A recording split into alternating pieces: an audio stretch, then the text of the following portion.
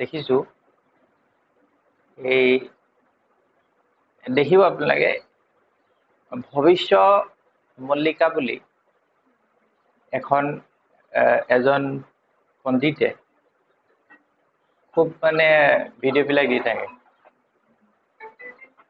আৰু পডকাষ্টতো আহিছে কিন্তু ভৱিষ্য মল্লিকা বিশেষ এটা জাতিৰ কাৰণে লিখা ভৱিষ্য মল্লিকা যিখন কিতাপ কাৰণ ভৱিষ্য মল্লিকা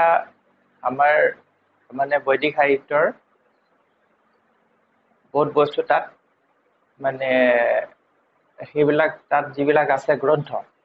বৈদিক তাত নাই ইয়াত মানে কলি যুগৰ ভৱিষ্যবাণীৰ বিষয়ে আপোনালোকে পোৱা শ্ৰীমদ ভাগৱত তেনেকে ব্ৰহ্ম বৈবৰ্ত পুৰাণ আৰু বহুত গ্ৰন্থ আছে য'ত মই বহুত ষ্টাডি কৰিছো 30-40খন গ্ৰন্থ তাত কিছুমান বস্তু তাতে লিখা আছে আৰু ভৱিষ্য মল্লিকা কিতাপখনৰ নামটো ইউটিউবত চোৱাবিলাকে চবেই জানে সেইটো বহুত আহিছে তাত কৈছে যে কলিযুগ শেষ হৈছে সত্য যুগ আৰম্ভ হৈছে আৰু সত্য যুগত আৰম্ভ হৈছে বুলি কৈছে তাৰমানে তেওঁক মতে যে নৰেন্দ্ৰ মোদী হৈছে ৰাম ভগৱান না হিন্দু ধৰ্ম সনাতন ধৰ্ম স্থাপন কৰিছে না আৰু যদি আমি বাস্তৱত চাওঁ দেখিছো যে নৰেন্দ্ৰ মোদী এনেকুৱা ভগৱান যে অহাৰ পিছত ধ্বংস নষ্ট সব শেষ হৈ গৈছে পাপ বাঢ়িব লৈছে ঠিক আছে আৰু সেইটো বেলেগ কথা সেইটো আমাৰ লগত সম্পৰ্কিত নাই সেইটো আছে ওপৰলাৰ যিজন বিধান মতে চলিছে সবেই নিজৰ নিজৰ দায়িত্ব কৰিব সৃষ্টি কৰে সৃষ্টি কৰিব ধ্বংস কৰে ধ্বংস কৰিব ঠিক আছে আৰু আপোনালোকক সকলো যি ধৰক এইটো ক্লাছৰ লগত এইটো অনুষ্ঠানৰ লগত জড়িত আছে আৰু যিসকল ইয়াৰ মাধ্যমত ইউটিউবৰ ভিউৱাৰ্ছবিলাকো য'ৰ পৰা হেৰি পাইছে তেওঁলোকৰ কাৰণে কিছু উল্লেখ কৰিব লৈছোঁ ইয়াত শাস্ত্ৰবিলাক আপোনালোকে পঢ়িলে এইটো বহুত বিশাল অধ্যায় বহুত বিশাল হ'ব গতিকে ইমান দীঘলীয়া নকৰি তাত কলিযুগৰ ভৱিষ্যবাণীৰ বিষয়ে লিখা আছে গ্ৰন্থবিলাকত ভৱিষ্য মল্লিকা যিখিনি আছে তাতকৈ বহুত আগত আৰু উন্নত যিসকল ঋষিমুনিসকলে বনোৱা গ্ৰন্থ আছে ভৱিষ্য মল্লিকা আৰু এই বস্তুটো কৈছে যে সত্যযুগ আৰম্ভ হৈছে ই এটা মানে অবৈজ্ঞানিক কথা ফিলচফি নাই আৰু যদি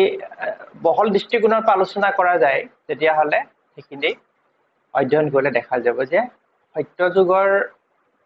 কি আছিলে সত্য যুগৰ চিমটমছ কি কেনেধৰণৰ হয় গতিকে ভৱিষ্য মল্লিকাৰ যিটো ভৱিষ্যবাণী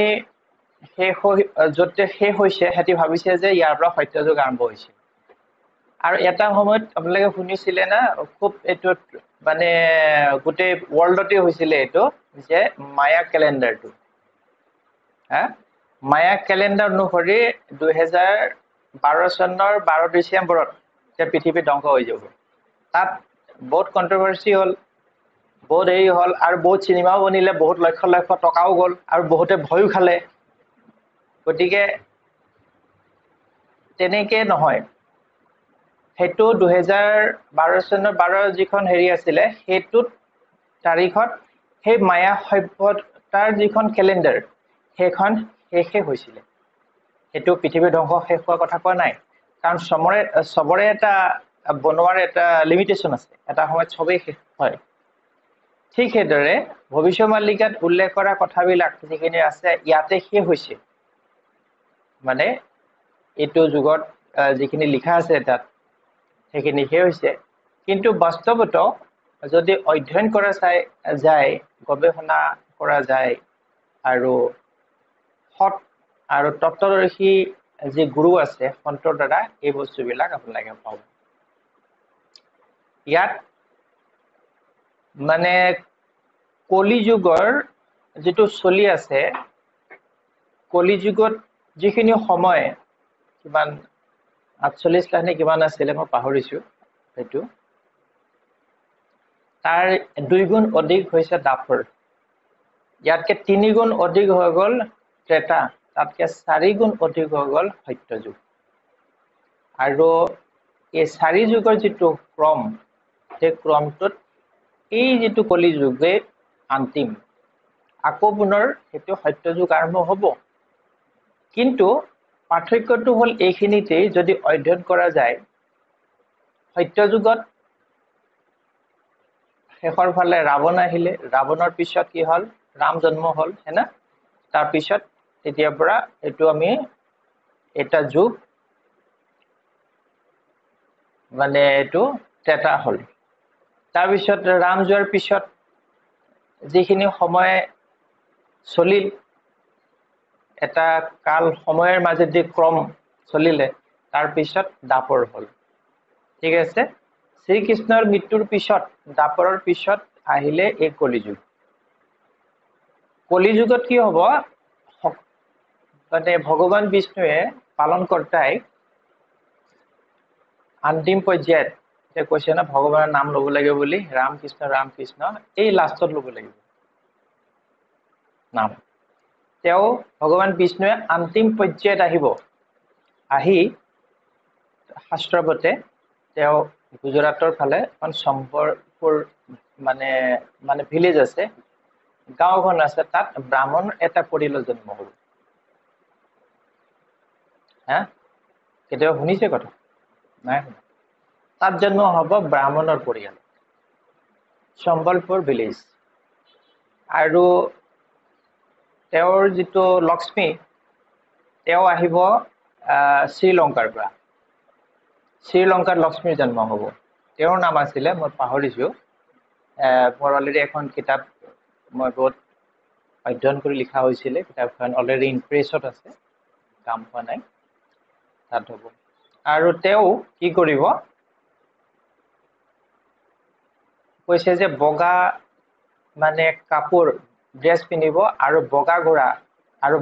বগা তৰৱাল লৈ পেলাই মানে ধুমুহাতকো প্ৰচণ্ড গতিত সব নষ্ট দিব হেতু বহুত দিন আছে আৰু তেও যেতিয়া সম্বলপুৰত ইন্টাৰেষ্টিং কথা তেও যেতিয়া সম্বলপুৰ মানে যিখন ভিলেজত গুজৰাটৰ ফালে আছে এই সাইডে জন্ম হ'ব তেতিয়া তেও নিজৰ বিষয়ে মানে পূৰ্বজন্মৰ আগৰ বিষয়ে তেও একো নাজানে যেতিয়া ভগৱান ইয়াত আহিব পৃথিৱীত অৱতীৰ্ণ হ'ব তেতিয়া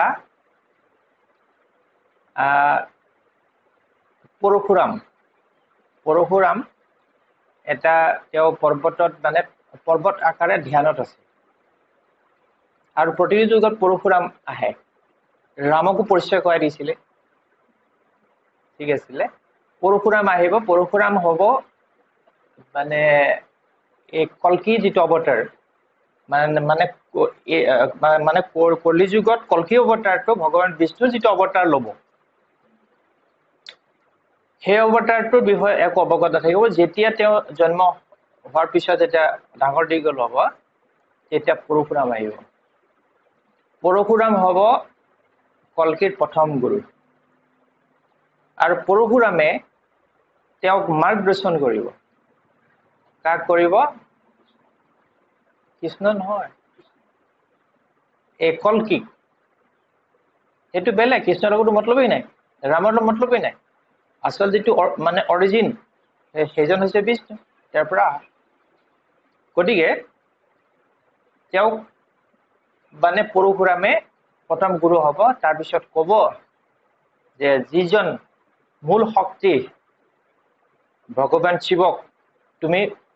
মানে আৰাধনা কৰা তপস্যা কৰা তেওঁৰ পৰা অস্ত্ৰ পাবা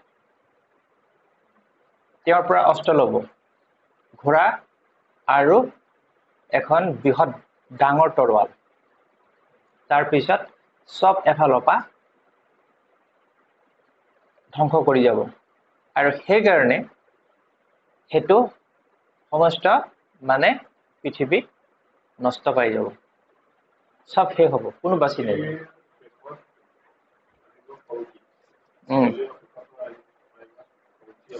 কল্কি অৱতাৰ সেইটো তেতিয়া এই বস্তুটো হ'ব আৰু এই বস্তুটো কেতিয়া হ'ব যে ইয়াত কেতিয়া হ'বগে সেইটো মানুহৰ বিবেচনাৰ অতীত কিন্তু যি তত্ত্বদৰ্শী সন্ত বিবেচনা আছে জ্ঞান আছে বৈদিক জ্ঞান লৈছে শাস্ত্ৰ পঢ়িছে জানিছে বুজিছে পঢ়াজনৰ কথা কোৱা নাই যি বুজিছে তাক তেওঁলোকে গম পাব ইয়াত তাত লিখা আছে যে কলিৰ যেতিয়া মানে যুগটো যেতিয়া অগ্ৰসৰ হ'ব গৈ থাকিব তেতিয়া মানুহবিলাকৰ যিটো উচ্চতা কম হৈ যাব চাব পাৰে আজিকালি উচ্চতাটো কম মানুহৰ কৈছে যে 3.5 ফুট পৃথিৱীতে হ'ব পৃথিৱীতে পাপ হয়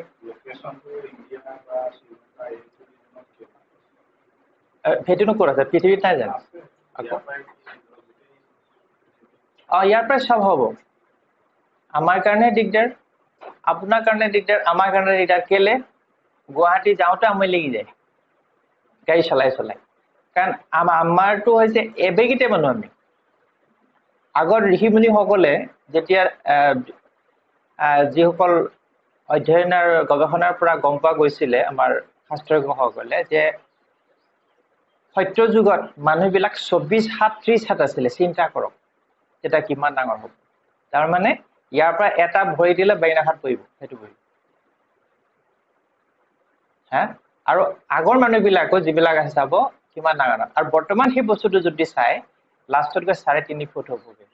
গতিকে প্ৰথম এটা কথা মনত ৰাখিব যে উচ্চতা কমিব ল'ব আৰু মানুহবিলাক সন্তানবিলাক জন্ম হতে কি হ'ব মানে চুলি চকু হেতৰ পকিয়ে আহিব চুলি পকি আহে চকুৱে নেদেখা হৈ আহে এনা চশমা লাগি আহে যেটো মই কোৱা মতে মই কওঁ যে জন্মতে চশমা লাগি আহে এটা ধৰণৰ হ'বলৈ ল'ব আৰু শস্য যেটো আছে নহয় মানে শস্য নাটনি হ'ব আৰু যিকণ হ'ব সেইকণ পোক পৰুৱা অজস্ৰ হ'ব বুলি আছে খাই পেলাব আৰু মানে এনে অনাহকত বৰষুণ যেতিয়া বৰষুণ হ'ব লাগে তেতিয়াই নহ'ব আৰু সেইবিলাকো তেনেকে মানে অভাৱত সেইবিলাক যাহাতা সময়ত বৰষুণ দিলে নষ্ট পাই যায় গতিকে নষ্ট পাব ঠিক আছে আৰু ইয়াত গৰম কৈছে যে গৰম অত্যাধিক হ'ব বিজ্ঞানে কোৱা মতে গছ কটাৰ কাৰণে গৰম হোৱা নাই মানুহৰ পাপৰ কাৰণে হ'ব ইয়াত কৈছে আৰু আপোনালোকে যদি চাই দেখিব যে প্ৰতি বছৰে টেম্পাৰেচাৰ যেটো আমাৰ ক্যালকুলেশন কৰা হয় উত্তাপ হেতু 2 ডিগ্ৰী মানকে বাঢ়ি গৈ আছে আৰু ইয়াত কৈছে যে পৃথিৱীত 7টা সূৰ্যৰ সমান প্ৰখৰ মানে ৰ'দ হ'ব আৰু তাৰ ফলত কি হ'ব পৃথিৱী চিৰাল ফাট দিব মানে ফাটি যাব এই বিষয়ে কৈছে আৰু আমি জানো যে গ্ৰহণ কেতিয়া হয় বছৰেকত 4টা হয় এটো পূৰ্ণিমা বা মানে অমাৱস্যাত হয় বিশেষকে পূৰ্ণিমাত হয় হেনা আৰু তেতিয়া কৈছে যে গ্ৰহণ যেটো গ্ৰহণৰ নিচিনা যেটো ৰূপ সেই ৰূপটো কৈছে যিকোনো সময়তে হ'ব ঠিক আছে এতিয়াটো কথা হৈ গ'ল এইখিনিত মোৰ তত্ত্বমতে যে সংহাৰক হ'ল ভগৱান শিৱ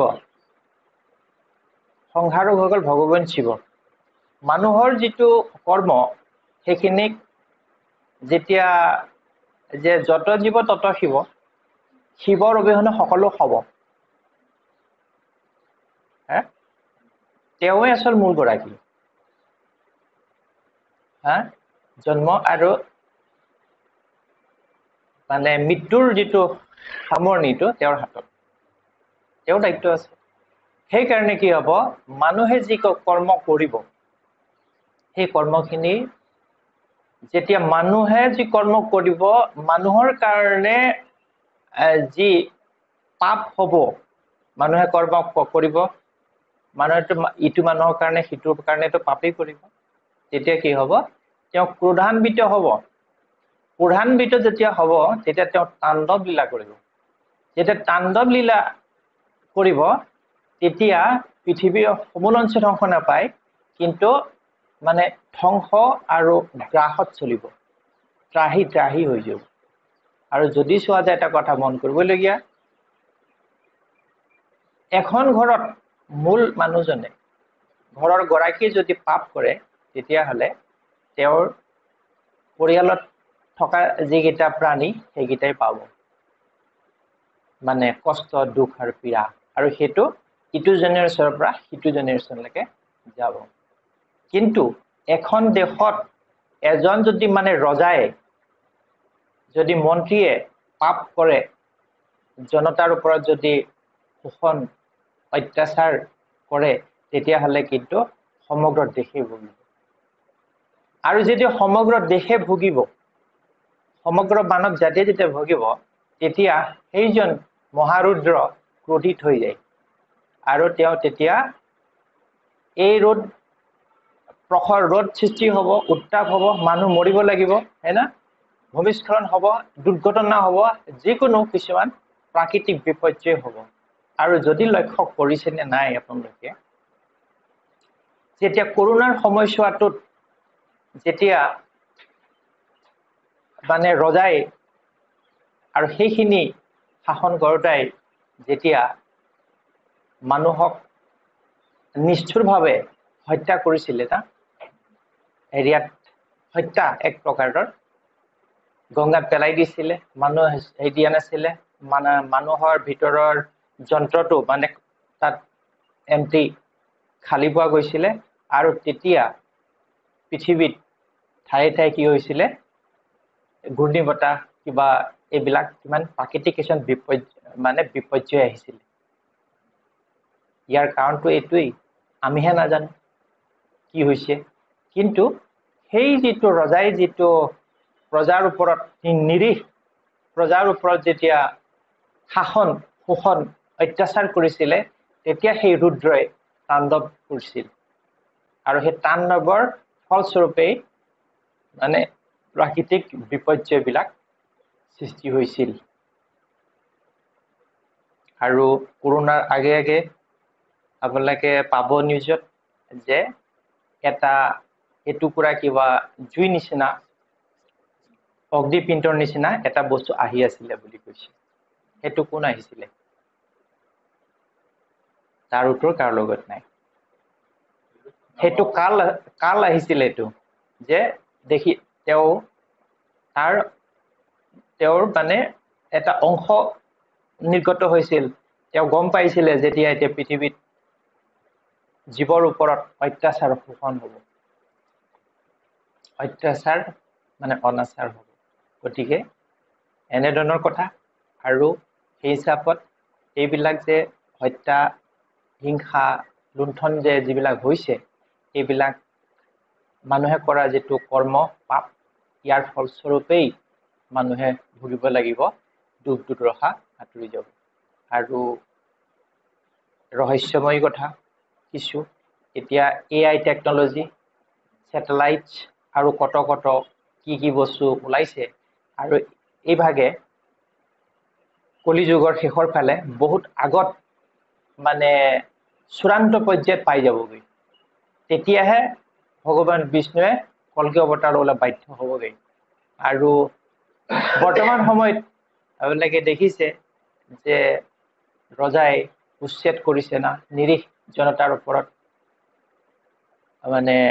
শাসন শোষণ অত্যাচাৰ চলাইছে। আৰু বহুতে ৰজাই কৈছে যে মিয়া বিদেশীৰ ওপৰত কৰা হৈছে মুছলমানৰ ওপৰত আৰু বহুতে সেইকাৰণে ভাল পাইছে এইটো কথাক লৈ পেলাই কিন্তু সময়ে সময়ে আজি সিহঁতৰ হৈছে কৰাইছে কিন্তু কাইলে এই যিসকল ভাল পাব ভাল পোৱা ব্যক্তিসকল আছে সেই চাম সেইটো সিহঁতৰ ওপৰত চলিব কাইলে উচ্ছেদ বুলি কোৱা নাই মই তো চলি আহিছে আৰু কলিযুগত আৰু কিছুমান চিমটম আপোনালোকে দেখিব পাব ইয়াত কি হ'ব যে ধনটোই হৈছে মানে কলিযুগৰ মূল বিষয়বস্তু হ'ব আৰু সেক্স মানে হেতু কি কয় ফূৰ্তি জীৱনত সেইকাৰণে চাব আজিৰ দিনত মানুহৰ হাতত যিকোনো প্ৰকাৰে পইচা আৰু এইটোৱে ধান্দা থাকিব যে কাক কেনেকে ফাঁকি দি পেলাই পইচা কেইটা মাৰিব পৰা যায় ওপৰৰ পৰা তললৈকে ইয়াত বেংকৰ যদি লোন লোৱা যায় ভাবিব যে বেংকৰ পইচা কেইটা কেনেকে মাৰা যাব ঠিক যিকোনো কৰ্মৰ দ্বাৰা যে ইয়াৰ পইচা কেইটা কেনেকে মাৰি নিজৰ সুখ ফুটাব আৰু বিবাহৰ ক্ষেত্ৰত বিবাহ বোলা বস্তুটো নাইকিয়া হৈ গ'ল ন আজিকালিতো সব ভাল পাই বিয়া পাতে আৰু ইয়াত আজিকালি মানে সেক্সুৱেল বস্তুবিলাক মানে অপেন হৈ গ'ল আৰু সেইকাৰণে কি হ'ব বিবাহ বোলা বস্তুটোই নাথাকিব যাৰ মন যায় তাৰ লগতেই আৰু বিবাহৰ ক্ষেত্ৰতো যাৰ পইচা আছে তাৰ লগতে গুচি যাব তাৰ লগতে থাকিব আকৌ মন গ'লে তাৰ পৰা গুচি আহিব এনে ধৰণৰ বিষয়বিলাক আছে আৰু ঠিক সেইদৰে কৈছে যে মানে ৰজাই প্ৰজাৰ ওপৰত কৰ ইমানেই দিব যে ঘৰৰ মূল ব্যক্তিজনে কৰৰ বোজা পৰিশোধ কৰিব নোৱাৰিব ফলস্বৰূপে থাকিব নোৱাৰিব আৰু ঘৰ পৰিবাৰ সকলো বাদ দি পেলাই সি জংঘলত যাবগৈ জংঘলত ফল মূল জীৱ জন্তু মাৰি খাব কাৰণ যেতিয়া বোজা যেতিয়া বাঢ়িব গতিকে লাহে লাহে এনে ধৰণৰ চিমটমছ বিলাক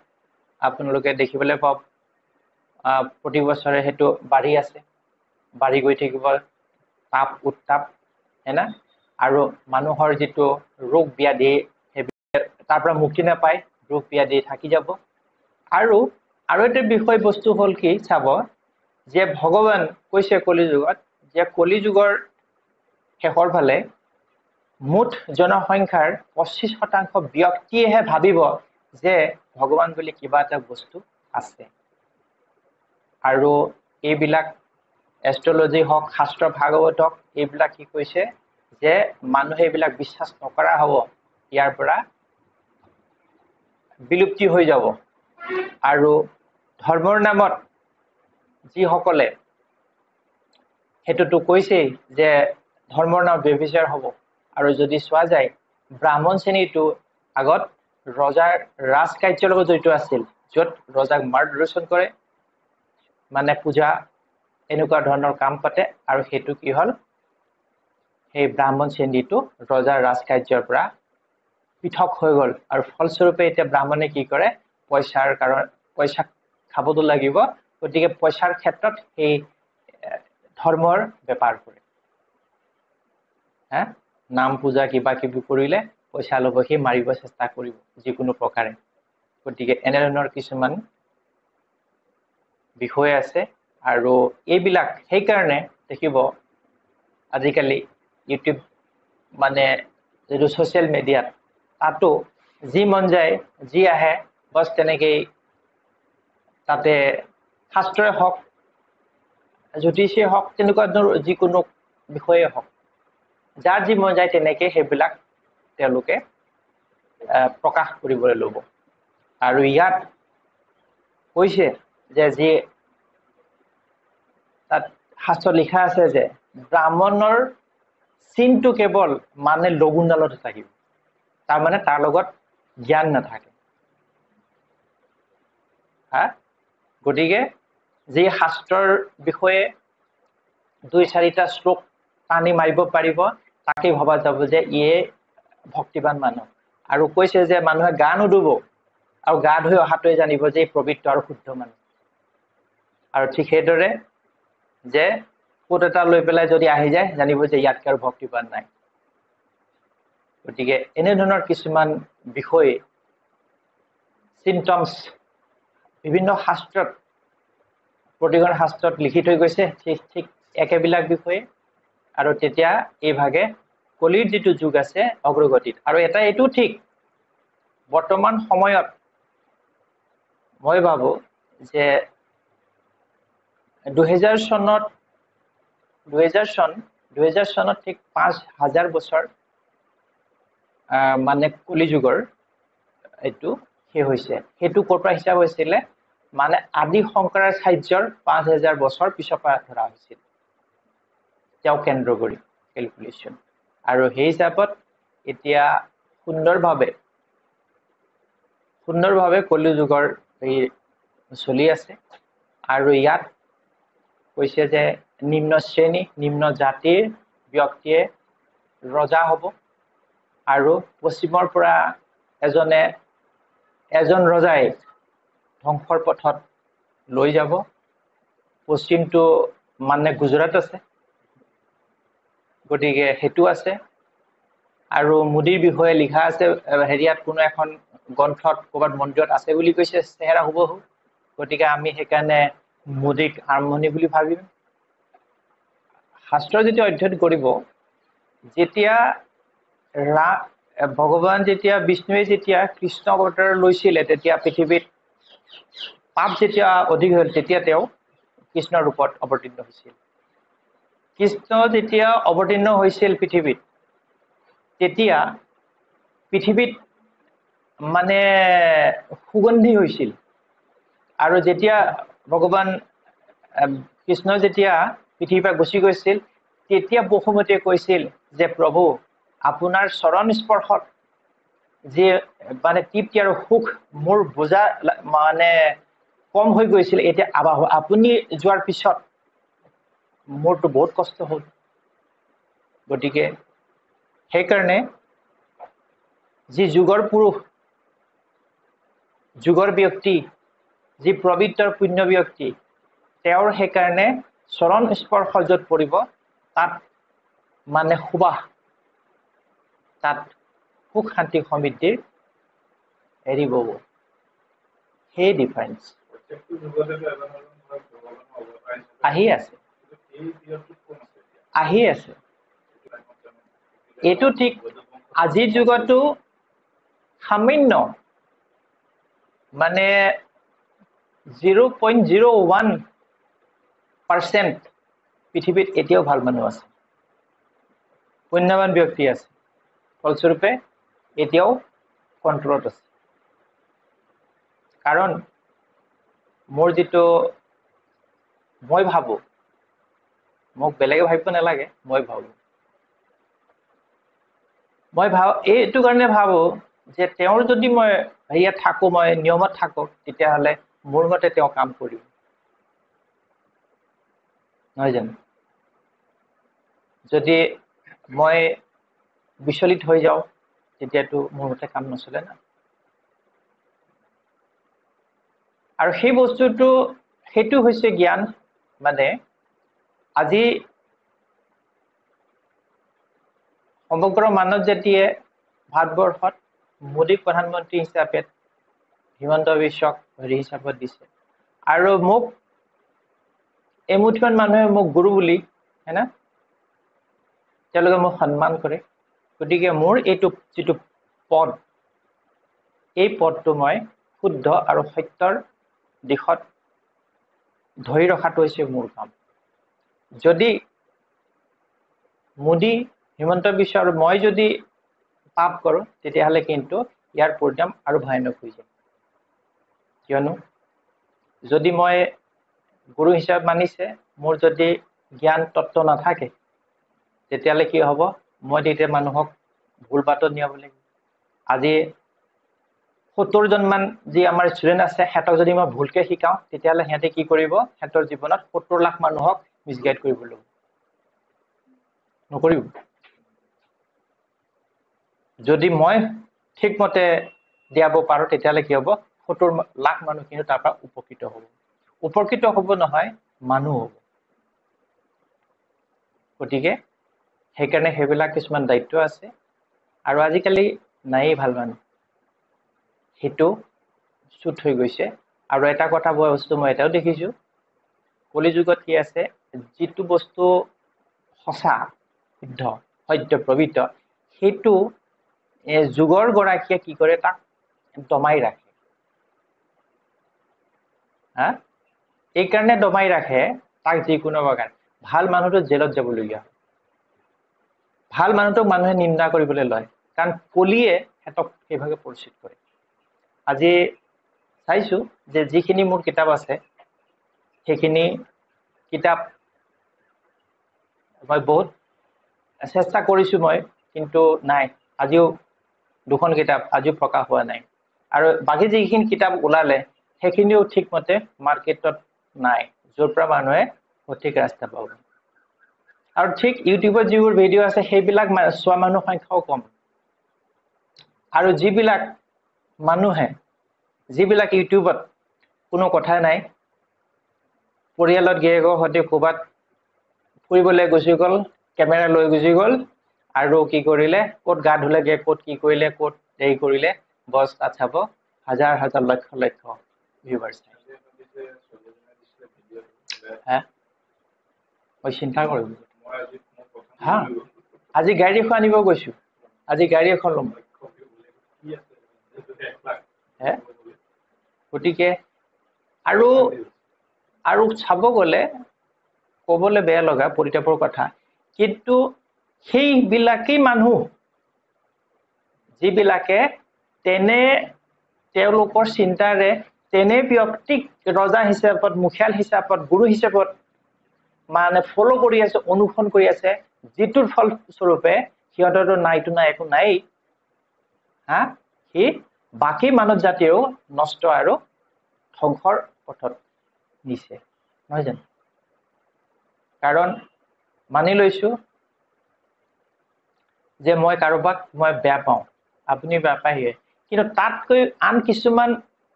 ব্যক্তি আছে সিহঁতক মানে সিহঁতি সেইখিনি মানুহ ভাল পায় না আৰু বাকীবিলাকো পৰিচিত কৰিবলৈ ল'ব ফলস্বৰূপে আমি তুমি বেয়া পোৱা কিটাও কি হৈছে ফলস্বৰূপে জানো যে ই অনিষ্টকাৰক তাৰ ফলটো তেতিয়াহ'লে সিহঁতিও পাব আৰু আমিও পাম গতিকে এনে ব্যক্তি পৃথিৱীত বেছি আছে সেইটোৱে এই কথা আৰু লক্ষণীয় কথা যে মানে কলি যুগত যিজন ব্যক্তিয়ে জিগজাক মানে কথাৰে মায়া জালত সুমুৱাই ৰাখিব পাৰিব তেওঁকেই মানে তেওঁই উচ্চ পদবী পাব আৰু তেওঁকে জ্ঞানী বুলি ধৰা হ'ব বাকীবিলাক হিচাপ আপোনালোকে নিজে কৰি ল'ব